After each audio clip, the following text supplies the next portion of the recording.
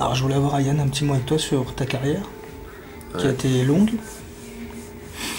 où tu as connu Angers, Créteil, Saint-Gratien, mais aussi Libourne et Saint-Étienne. Ouais, c'était court et enfin c'était long et court plutôt à la fois, parce que effectivement j'ai eu la chance de beaucoup voyager, de passer de Clairefontaine à Monaco, à Mont-de-Marsan, à Saint-Étienne, à Angers, à Créteil, je crois, j'ai oublié Libourne aussi. Oui. À Libourne bien sûr, et puis pour finir à Saint-Gratien et Clichy enfin, donc un parcours avec pas mal de belles choses, mais aussi des blessures en fin de parcours, donc court et long à la fois en même temps. Ces belles choses, c'est quoi? C'est les années que tu as passées en Ligue 2, Créteil, plus d'une soixantaine de matchs. Ça fait partie des belles choses, hein, effectivement, d'avoir côtoyé un peu le milieu professionnel, même si c'est pas le plus haut niveau, avec des belles équipes, quelques saisons intéressantes quand même, parce qu'on a quand même fait partie du haut de tableau pendant un moment.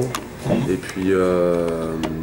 puis l'épopée avec Libourne en Coupe de France, la formation à Monaco, le milieu amateur avec Mont-de-Marsan, Clairefontaine, enfin un peu des belles choses. Angers, elle a monté en Ligue 2. Et puis Saint-Gratien pour terminer avec Clichy, où il y a eu aussi de belles rencontres, quoi. Est-ce qu'il y a un petit regret chez les Verts par exemple de ne pas avoir pu faire plus? Oui, il y a un regret chez les Verts carrément, même un gros regret d'avoir pas pu peut-être faire une deuxième année avec une vraie préparation physique en début de saison. Avec le regret il est surtout là-dessus, avec un club qui m'a plu et que j'ai appris à apprécier, et même après mon départ je sais que j'ai gardé des bons souvenirs là-bas et j'aurais eu des meilleurs souvenirs en étant sur le terrain un peu plus, quoi. Pour toi, qu'est-ce qui a manqué? Il a manqué déjà le fait d'arriver blessé, hein, alors qu'à 21 ans on vient du milieu amateur, on arrive au club professionnel, et de ne pas faire la préparation avec le groupe, de reprendre la saison en cours au mois de novembre, au mois de décembre, et puis de ne pas aussi avoir peut-être moi mis de mon côté tous les atouts pour pouvoir rattraper le retard. J'ai pas forcément été forcément assez rigoureux peut-être, pas assez mature aussi sûrement, et puis après ça vient après des fois, hein. Ça vient un peu plus tard pour certains, moi c'est venu un peu plus tard, donc des regrets par rapport à Saint-Étienne. Ouais. Alors tant tes Créteil, est-ce que tu les suis toujours? Un peu, donc l'entente j'y vais régulièrement, j'habite vraiment près du stade et j'y vais de temps en temps, ouais. Et Créteil j'y vais plus beaucoup, non, j'y vais plus du tout même, parce que ça fait déjà un peu loin. Je sais que j'ai mon ami Rui Pataka qui est revenu, j'aimerais bien aller le voir, hein. Ça ferait partie des choses que j'ai prévues, et surtout je souhaite que le club puisse remonter, retrouver quelque chose qu'il a connu, le milieu professionnel, et qui mérite de retrouver aussi, quoi. Quand on joue au professionnel, on n'a pas forcément le temps ou le besoin de penser à sa reconversion, et c'est toujours peut-être difficile à envisager. Comment ça s'est passé pour toi? Alors moi j'ai eu la malchance de me blesser, alors quelque part c'est dur à encaisser, mais par contre ça m'a permis d'envisager mon avenir, ma reconversion plus vite que prévu, parce qu'à 27 ans j'étais inapte au football professionnel pour blessure, donc j'ai pu me consacrer à des formations, entraîneur, management, du sport, bon.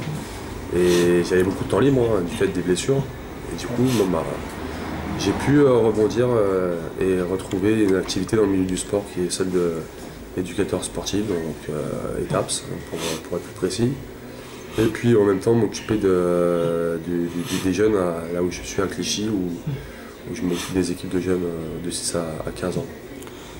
Peut-être un mot sur le club de Clichy, c'est le dernier club où tu as joué en tant que joueur vraiment, et sur ton rôle aussi là-bas?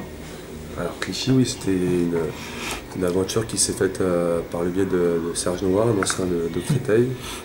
On s'est recroisés en formation entraîneur, donc il m'a parlé du projet, qu'il avait repris le club, enfin, l'équipe senior et puis la partie technique du club. Et voilà, il cherchait des joueurs capables d'encadrer des jeunes de talent, hein, qui étaient à un niveau plutôt bas, au niveau district, hein, deuxième division du district.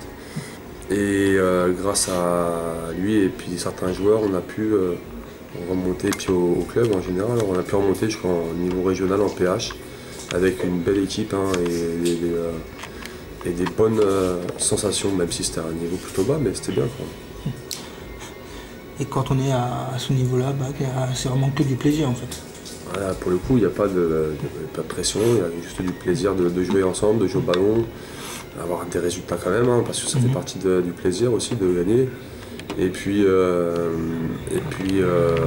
après, bien sûr aussi, pouvoir apprendre à encadrer les jeunes, parce que ça ne se fait pas du jour au lendemain, c'est un peu de temps, beaucoup de temps passé sur le terrain, et puis ça s'est fait comme ça, quoi, ouais. Dernière question, ton rôle à Clichy et comment ça se passe la saison pour toi?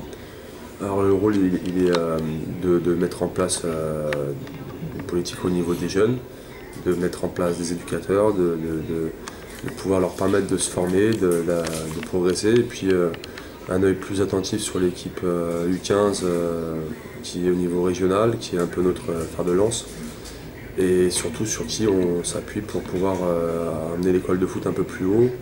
On a une belle saison qui commence avec du travail qui est de qualité, des éducateurs qui sont en progression, qui ont envie, et beaucoup de jeunes, hein, puisque effectivement on a récupéré cette année beaucoup de jeunes, une nouvelle direction qui met un projet en place, et c'est pas parfait, mais par contre on avance, quoi.